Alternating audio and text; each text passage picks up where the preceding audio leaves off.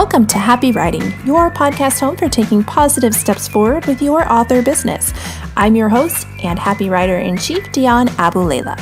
For joining us today, you can get the first 3 months of membership to the Happy Writing Author Lounge for only $5 a month. Simply use the code HAPPYPODCAST and join us over in the Author Lounge. Today's episode is sponsored by Amanda Gernitz Hansen, author of the YA novel Something Beautiful. You can find Something Beautiful at your favorite booksellers such as Amazon, Barnes & Noble, iTunes, or Kobo.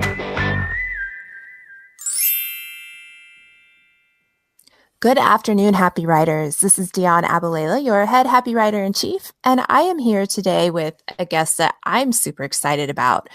We're going to be chatting with an author by the name of Sarantos, and what's so great about the author that we're bringing to you today is that he seems to be just a platform master and a true Renaissance soul that I know a lot of you are going to connect with. So every month, Sarantos puts out a new song, a new music video, and a brand new book chapter. So believe it or not, this equals 6 whole albums, 85 original tracks, and to date, 3 fantasy fiction books that also parallel his songs.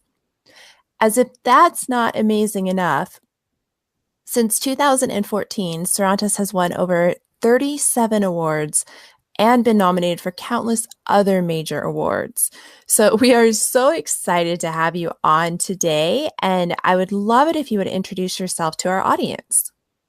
Sure, Dion. First, I want to say thank you for having me. And my name is Sarantos. I'm a solo music artist in Chicago and just trying to rock the world. That's so great. And I love how you're tying your music in also into writing. And I'm really curious about how you came up with that idea. Like, what made you as a musician suddenly decide to tie in writing into your music as well? I've always loved writing ever since I can remember. And it was always about words and lyrics. And, my songs probably were more like poems when I was really young. But as it kind of evolved, I've just always loved movies. I've always loved reading, fiction especially. And it was right before I started my first year, 5 years ago, releasing stuff. And, I kind of had the idea. And then maybe about a month or two into it, a fan kind of suggested it. And I said, it'd be really cool. In songs, you're limited because there's only so many words you can use in a song. But a book would enable me to really use, a lot more vocabulary, a lot more imagery. And I really thought, no one's ever done this. They've never, there's certainly been some people, like Bob Dylan, they've written some stuff, but nobody has ever tied it into their songs. And since I'm kind of a fiction, I thought this would be really cool to just try something like this. And then every month, whatever the chapter is, write a book about it or write a book chapter. And then at the end of the year, when the CD comes out, make it a book too. And the first year was exciting, and then I said, what, let's make this a trilogy. So the first trilogy was about vampires and, that kind of supernatural stuff. And then for the second trilogy, I said, well, I also really love Star Wars and Star Trek. So that's what this trilogy is about. And then to give you a little inside information, the next trilogy after that, I love Indiana Jones. So I'm sure I'm going to do some kind of archaeological things. So it's kind of cool, I think. So. Yeah, it's definitely cool. And we actually have a member of our Facebook group who is really big into writing lyrics. And she's been struggling with trying to figure out how to put her love for music in with her writing platform. And it's something that a lot of what we call Renaissance souls deal with, having so many various interests. But you've created this amazing platform. And I want to kind of know, how does the diversity in your platform, how has this helped you? I personally think it has helped me. A lot of indie artists, such as myself, when I started, I was all excited and I thought, of course, like everybody, hey, it's going to go viral. And then when the first song doesn't go viral, you kind of keep going. And then eventually, I think I've gotten to a point where what happens to most people, I think, is they either give up way too easy or they just kind of look at the whole world and say, well, you don't get me. You don't get my art, whether it's a painting, a drawing, a book, or a song. But what I've tried to do the last couple of years, I've been taking a lot of singer-songwriter lyric lessons with some very well-respected people in the industry. And I started vocal lessons too, and that's made a huge difference for me. So I took it in a different light where I do listen to the criticism and the critiques, some good, some bad, but I'm always hungry and I'm always trying. I want to be great. So I look at it as well, I'm not good enough that, and they're still ignoring me. So I want to be so great that they can't ignore me anymore. And I've tried to do that initially with my music, then with my songwriting, then with my lyrics, then with my vocals. And then recently, the last 6 months, what I've done is I've tried to do the same thing with my book writing. And Mm. I will read anything I can online. I'll watch YouTube videos, but Book Baby has some very good blogs that I've finally started reading, and they do make you better because it takes 10 years to become an expert in anything. And I'm never going to give up. I'm never going to stop. So that's what I'd recommend for all your, souls out there that really want to do this forever is it's not, it'll take you 10 years to become an overnight sensation. It just takes time. How hard was it for you to teach yourself to embrace the criticism and really welcome it as a path to growth for you? Because a lot of people do struggle with this. Yeah, that's so nobody likes to be criticized. And I've always had thick skin. I'm not 18, obviously, but still, when you spend so many countless hours, my first music video, I must have spent about 150 hours on it. And, Wow. it was well received, but what I got to realize is at some point you just got to let it go. And when you let it go, I was watching on Masterclass Helen Mirren, talking about acting and stuff. Because again, I'm trying to diversify. I'm trying to get better at every single aspect of this. And she had this great thing where she said, in anything you do, someone gave her advice. It's like shooting an arrow. You do your best. Once you let it go, forget about it. Let it fall where it falls and just move on. And that's really helped me because again, nobody likes to hear criticism, but you have to take it with a grain of salt. Number one, you have to realize if 1% of the world loves you, you're a mega superstar. So you're not going to appeal to everybody. And then the second thing is you got to be honest with yourself. There's a lot of great book writers, there's a lot of great songwriters. If you look at the number one songs, most of them have 5 or 10 great songwriters that have collaborated on that. So here we are as indie artists doing it all by ourselves. And, it just, you have to be patient and just, it's a journey. You got to keep trying to learn. That's so true. Patience and buckle up for the journey. Yeah, absolutely. Yeah, I'm also really impressed with your platform because you have over 1.3 million followers on your social media channels. How did you build such an amazing following, and how long did that take you to get to 1.3 million? So it took a while, and I'll be very honest that initially I did spend some money on marketing, especially on Twitter and some of the other platforms, Facebook especially. And I got to a point maybe about 2 years ago where I got very jaded and I said, this is crazy that I have these followers and I have to pay to reach them because otherwise they don't Mm. see any of my things. So I decided that I was going to start focusing on my email list. And my email list has like, I think 22, 23,000 followers. And to me, that's a lot more important because if somebody wants to get an email from me, I only send one twice a month, one when the new song comes out, one when the new music video comes out. I never ask people to buy anything. And that, they get my email and I can see, hey, 30% of people opened this email.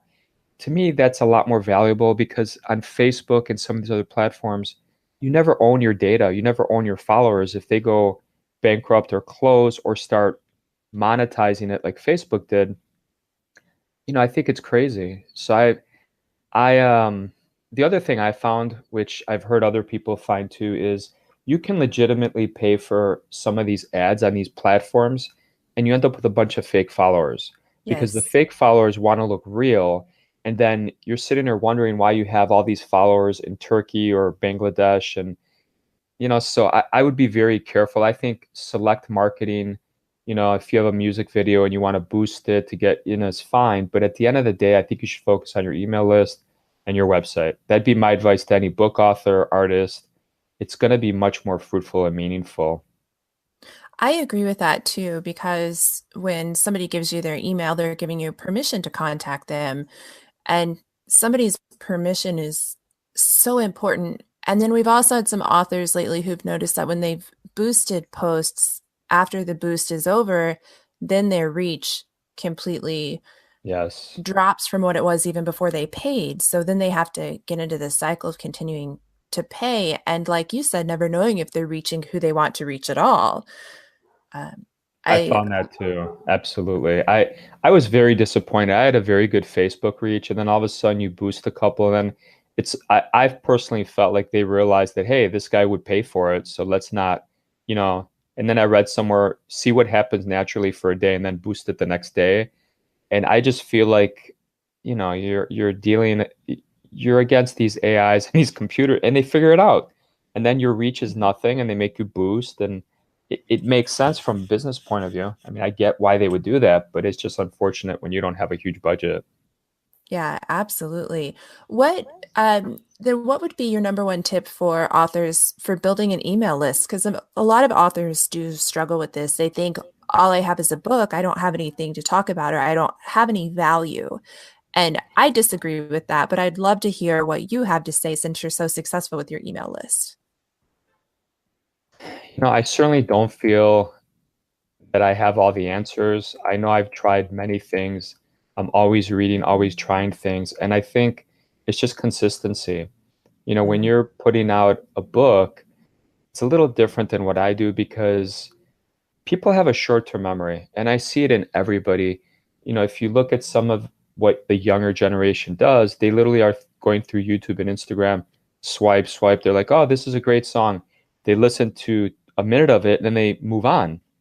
And these are songs that they're like, I love this song. So I think people have a very limited attention span. So my advice would be try to put out content as often as you can. And the problem with book writers, how often can you write a book? Right? I mean, maybe once a year, maybe every 6 months. It's not something you could put something out every week. So I try to personally put something out every week, an uncut behind the scenes video, a lyric video, a new song, a new video, a new book chapter. For them, I would recommend that they figure out who they are and what they want to do. So maybe once a week they do a little Facebook live stream, or they put out a Periscope or whatever, or just whatever they decide to do, a YouTube video uncut behind the scenes. And they can talk about, hey, you know what? I'm writing this book chapter today. It's book chapter 12 of this book that's going to be out in November. And they just talk a little bit, about their inspiration to it, what their thoughts are, something where people would want to tune into them. And then when they get the book at the end of the year, they're like, oh, this is really cool. I kind of followed it all the way through. And um, that'd be my advice to book authors.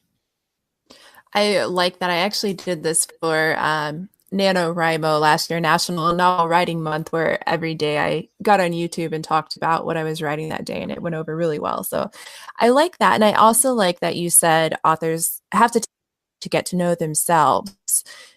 So when you started, how long did it take you to define who you wanted to be? Or is it a continual process, or did you brand yourself before making that leap?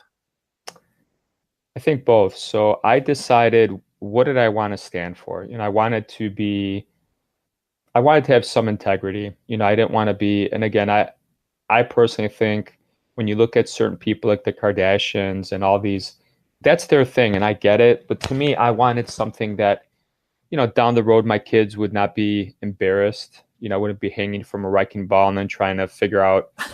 So that was just me. I didn't want to have to apologize later.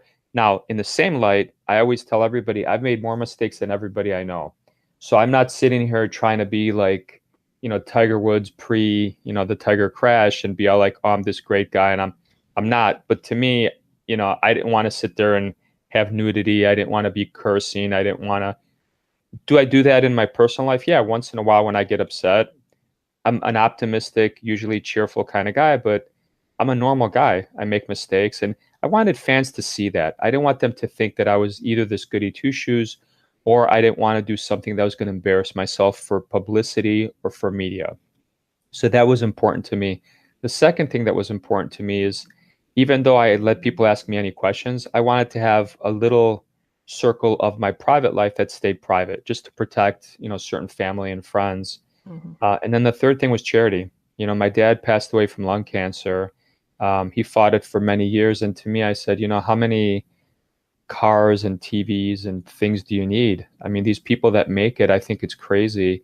So to me, charity was very important, and I pick a different one for each song. And I tell people I'd be happy to do free concerts for charity. And eventually, that's where I want to go. I'm hoping that, again, I'm going to do this till the day I die, and I hope it takes off. And I hope that I can raise a lot of money for charity and, visit children's hospitals, dress up like Santa Claus, give them free gifts. That's the kind of stuff that really, to me, would feed my soul. And that's really all it's about. I want people to listen to my music, share it, hit the replay button, and any monetary gain from that is great, but I don't need to be a billionaire. I don't need to, it's not about the money. I love that you have a purpose that's keeping you focused and keeping your drive going. And I think the giving to charity is really something beautiful. I've worked in human trafficking and had my own international organization for a while. And it is a tough field. So when you do find people who support any branch of anything like that, I always find it to be very admirable. So since we know it keeps you moving on and this amazing drive that you have to use your artwork for good. I always like to be real when I have guests on the show, and I'm really curious about a time that you just felt like you had to give up when it comes to this creative career that you've built, and how did you overcome that and keep going? I think that's a great question, and it happens. And I want everyone to know that it's happened multiple times. So the way that I kind of explain it is like anybody, I was excited, I was hungry. I was like, wow, it didn't happen overnight. Okay, well, it'll happen with the second thing I release or the third. And you do get to a point where you can get very discouraged. And what I've noticed is my my budget, the way I've extended myself is much different now than it used to be. You get to a point you're like, all right, I'm just going to focus on the real fans. And my marketing budget has dwindled, but I've become a lot happier. And every time I feel like I'm ready to quit, I'll get an email or something at 2 in the morning that really kind of makes my night and really kind of reinvigorates me. And I think being this is my fifth year, I also learned earlier in the year to just let things go. I learned, you know what? I used to really rehearse and be like, all right, if this song goes, I want to be able to play it live and do. But my problem is I release so many songs. So I've learned to just kind of let it go and just naturally see what happens as it goes out into the world.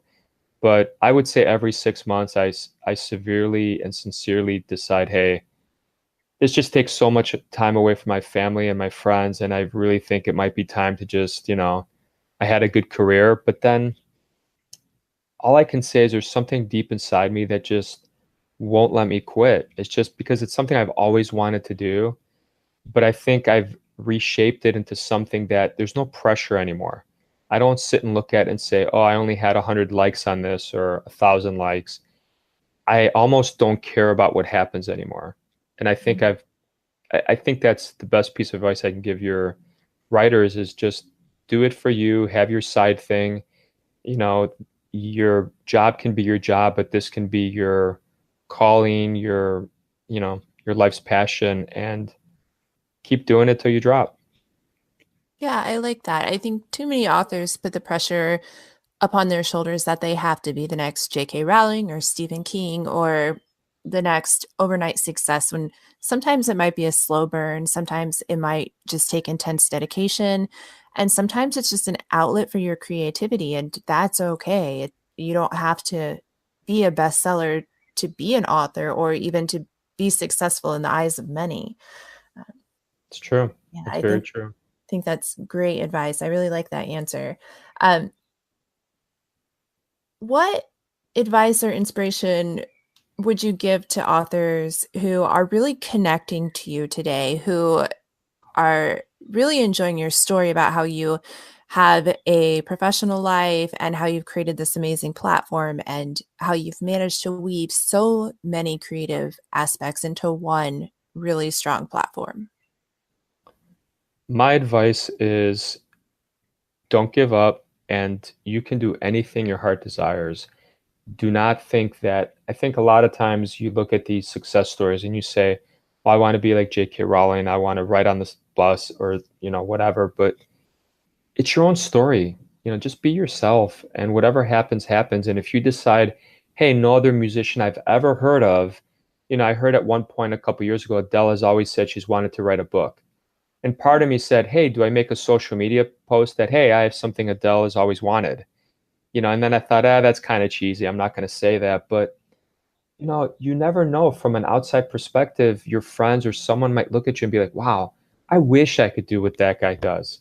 Whether that critique on that song was rated at the 10th percentile and they said your vocals are terrible and your lyrics are bland, whatever it is, just if you're comfortable in your own skin, and you're not going to be comfortable all the time, but I think just it's okay to be an author and decide, hey, I also want to write a screenplay. I've written several screenplays. Nobody knows about them yet, but you never know where life's going to take you. And if you want to do something that no one's ever done before, I mean, I give you permission to do it. Do it. I there's so much in there that I love because it's okay to create art for yourself, like with your screenplays that you haven't shown to anyone. And like you said, no one knows that you've done them, but you've done them for you. And that's important. Authors don't have to create for anyone else, and give yourself permission. You are really in charge of what you allow yourself to do. And that to me is a very powerful statement. And it's something that I tell myself a lot. One of my personal mantras is you have my permission when I'm talking to myself. So I love that you just brought that up. It's so powerful. And the way that you speak to yourself has a lot of benefit too. So that just made me really happy to hear you say that. Thank you. Thank you. And I Um, mean it, I mean, yeah. it I think life is fragile and it's short, and I think you just got to do what you want. As long as you're not out there, gambling away your money or, putting yourself in positions that really hurt your family or people you love. Again, I think you don't have to move out to LA and give up everything and abandon your whole family, but there's ways to do anything. I've heard a bunch that, hey, you're in Chicago, why don't you move to LA or move to, again, I think you can do whatever you want wherever you want. And at the end of the day, we all know that money talks, and people that have a couple $1 million marketing budget to push a song. How many songs have you heard that you hated, but after the eighth time you listen to them, it grows on you? Yeah. Marketing works. There's no question about that. And instead of being bitter that we don't have these huge marketing budgets or publishers and PR teams, you know, get fans one at a time. Yeah, the power of just one fan telling another potential fan how much they love you is so valuable. And word of mouth is one of my most favorite things. I always tell the authors that I work with, it's the most important arsenal in your marketing toolbox is going to be a relationship over a statistic. So always, in my opinion, push for that relationship until you can push farther if that's what you can do. Um, do you have a favorite inspirational quote or a favorite inspirational source? I have a million, and I don't know if you have seen my music videos, but I always put a quote in the front of it, which, again, people want to get right to the video, and they're like, "Why do I have to see this cool like song artwork and then this quote and then?" But I know Winston Churchill once said, "Never, never, never quit." I And to like me, I think so much of life is about perseverance. So that's the one that sticks in my mind today. But I try to be inspired by many things and many people. And one of the biggest source of inspiration for me was my dad, who worked like a dog, never had a moment to himself or time to himself, never complained. And he was definitely a workaholic, and he did it for me. And my mom is a perfectionist, and I see myself, I definitely have both those qualities. And again, whatever your role model is, it's okay to have several. It's okay to pick and choose, but whatever inspires you, just tap into it. I like that. Well, I have enjoyed talking to you so much today, and I think a lot of our community is really going to find a lot of connections with you as well. Before we go, tell our audience where they can find you. We're going to drop the links in the podcast description box. And if anybody comes to our podcast by way of social media, you will have seen those links to Sarantos' personal platform as well. But for anybody who might be listening in the car or on the go, how can they find you? Sure. So I always recommend the number one source of information or place to go is my website, which is melogia.com, melogia.com. And they can sign up for my email list. Again, I don't spam anybody. And they can also find me whatever their favorite platform is. If it's Twitter, YouTube, Facebook, Instagram, Patreon, whatever their platform is, if they just search Sarantos, Sarantos, they will find me. If they Google search me, whatever platform works for them, I'm pretty much everywhere, Spotify, Apple Music, and I'd be happy to grow old with them. That's wonderful. And once again, I want to thank you so much for your time today. There's a lot of great pieces in here, and I really hope that our audience runs out and heads over to your website, signs up for your mailing list, and gets excited for the chapters that you're going to be putting out. I know that I am. So well, thank you. Thank you so much for having me, and I'm very humbled that you enjoyed my story. And again, to anyone out there, I'd be happy to collaborate in any way, whether it's with videos, whether it's with co-writes, whether it's with email me. I mean, I have no manager, no publisher. It's just me. So I'd be happy to do anything anyone's up for. That's so wonderful. I hope so many people take you up on that offer, because that is rare. And I think you've got a lot to offer a lot of people. So thank you. Thank you, Dan. All right. Have a great day. Enjoy your day. You too. And I'd be happy to be on again anytime. All right. Wonderful. Okay. Thank you. We want to thank you for joining us today for the Happy Writing Podcast. And as always, don't forget to head over to happywriting.co and take advantage of that $5 deal just for listening to our podcast. You can join the Author Lounge for $5 for your first 3 months using the code Happy Podcast. If you want to sponsor a future episode, you can also find that information under happywriting.co/podcast. We look forward to seeing you next Tuesday at 12 p.m. Eastern Standard Time for our next author interview.